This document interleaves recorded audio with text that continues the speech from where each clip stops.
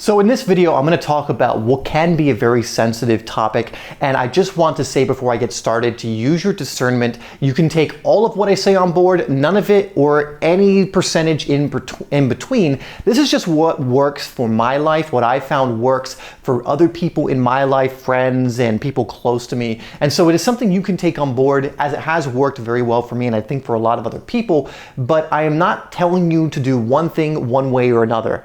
Context is definitive and your situation is going to be unique to you, so it's going to be up to your own discernment if you want to take this on board and to what degree you want to take this on board. So I just want to say that before we jump into this. I'm going to make this pretty quick because it's actually very, very simple and it has served me quite well.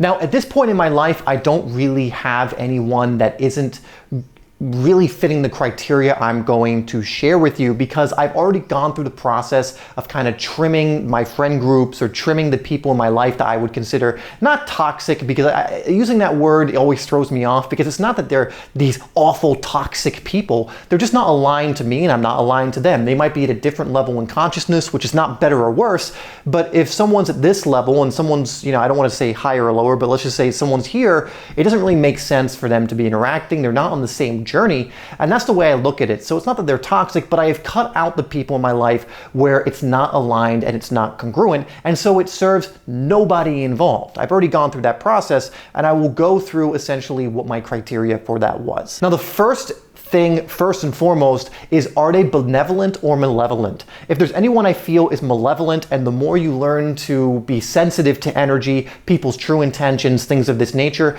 you'll start to learn who's benevolent and who is malevolent. Benevolent just means they're well-intentioned. Malevolent means they're poor-intentioned, right? They're the one looking to manipulate you, use you, whatever else it is, where benevolent is a more heart-centered person. You can also look at this at consciousness level. A benevolent person would be someone who operates by default at a higher level of consciousness, and a malevolent person is someone who just operates at a lower level of consciousness. And so my criteria is always, I will not allow someone who is not benevolent into my life in any kind of deep way. Now, of course, you will interact with people who are malevolent in maybe not everyday life, but at some point in time. But the signs for this kind of person, the manifestations of this person, become quite clear, and I really have a no tolerance kind of policy in my own life for that kind of person.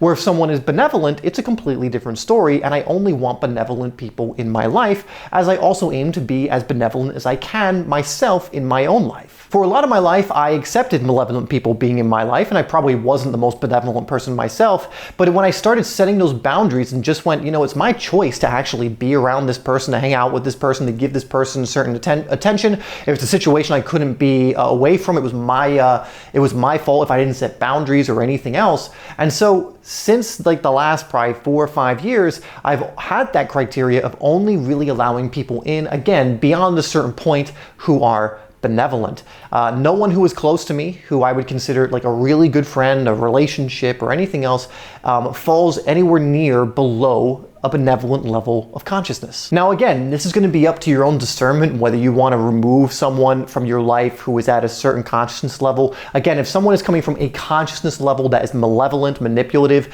it's just, in my eyes, I don't see any purpose in really putting your attention and focus on that person. Again, you can do this in your own way. You could just spend less attention, less time with someone. You can do it in any way that you want. But for me, I will never let someone in, intentionally at least, and it's really hard to get past my kind of sensors, I would say, for malevolent people. So it hasn't happened in years where I befriended someone or gotten close to someone who is malevolent. But I always look at it from a level of consciousness. Now, if you want to learn about levels of consciousness, if you want to understand kind of, okay, so what's that mean? What's a benevolent person on a consciousness level? What's that consciousness level look like? How does it represent itself? How does it express itself? And what does malevolent do? I would look at the work of David Hawkins, especially his book, Power versus Force, which actually I have right here. This is one of my favorite books, and he actually calibrated consciousness and determined, where the benevolent levels are, malevolent levels, and there's so much behind this, because you might be a little bit incredulous about that and be like, how can you do that? Blah, blah, blah, blah. He's done it, and he goes over how he does this. It's very, very backed up. in many different ways, and you can literally calibrate where people are at certain consciousness levels. And so it's very easy to tell, for example, when someone is above the level of 200, which is when you're starting to get benevolent, and very easy to tell when someone is below that level, which is when you're starting to get into those malevolent territories. And my criteria for, again, I don't really have anyone to let go of in that regard anymore, but for bringing people in, and when I was letting go, is are they malevolent people that are just on their own journey and it's really not a match right now, or are they benevolent? They're heart-centered, they have, a certain things together, so they're not going to be, again, I don't like to use that word, but toxic in my life, or drag someone down. Like, for example, if you're an empath, you've probably experienced this, where through your own lack of boundaries, you've attracted people who are malevolent and take advantage of you, right? Again, as someone who has been, or is an empath, I should say, I've had that kind of person come in my life, and the only way I've found that effectively works against this person is boundaries, in the sense of not giving it time and attention and energy. So again, take on board this if it resonates with you, to whatever degree it resonates for you at this very moment.